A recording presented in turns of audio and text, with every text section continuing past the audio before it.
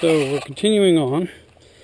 I trimmed this back, but there's an underlying piece here. This is your insulation and firm substructure. And then there's this vinyl cover.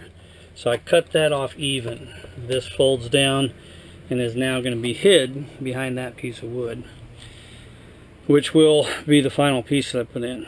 I made two boxes. They are substantial. They're going to be the subsurface, or the support for the floor here.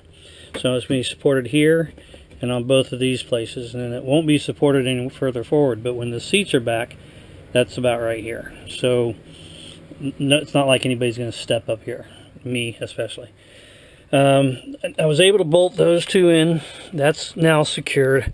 I'm going to have to get rivet nuts because there are no attachments here, and I can't get an attachment here or here. It doesn't fit on the box. So I'll get this put in, get that done, and then I have, this is the floor pieces going in. I had to make a couple of cuts. This is for the wiring that's on the other side. This is for a structural piece and the angle of the actual metal of the body. This is for the console area that I have to fit down over. Same thing with the structure of the truck. And this I had to cut because I have to get past this.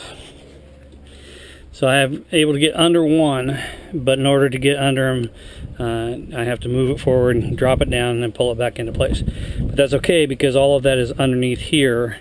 So I'm gonna basically have some type of a flooring piece that will keep everything from falling down, keep me from losing stuff down in that hole. So this is where I stand right now. I'm going to turn this off. I'm going to turn it back on in a couple minutes when I've got the floor in, just to show what it will look like when it's done. Get back. So this is the installation. Flooring piece trimmed out. Comes up to this, right up to these. I did trim those back a little bit far. I probably should have left them up underneath there a little bit. But like I said, that's easy to add a little piece in. Kind of fill in all of this. Probably use expanding foam because it's easy to work with and it'll keep stuff from falling down in. And then that piece locks in the back of it. Now I made those two boxes.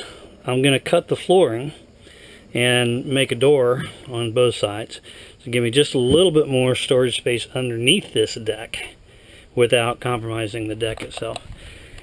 Again, this deck is not going to support, I mean, it's not designed to support weight, but it's strong enough that I can get into it. I mean, it's not going anywhere.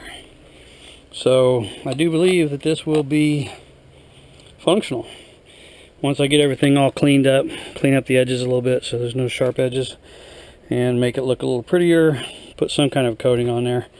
I'm still undecided whether I'm going to leave it wood or go with black paint. Probably going to leave it wood just because it looks pretty. I like wood. And so the next shot will probably be with it all done after I've finished out how to finish all of this and make it look pretty again. But this gives me a lot of extra room. I can put things in here that I can now reach from the seat because it's no longer sitting up this high. It'll be sitting down here, and that'll let me reach into anything that I put back here, like my trash can and things like that. So that's the Presto Changeo for the Ford Transit Connect. And like I said, I'll show pictures again once I'm done with everything and it's all installed. And thank you for watching.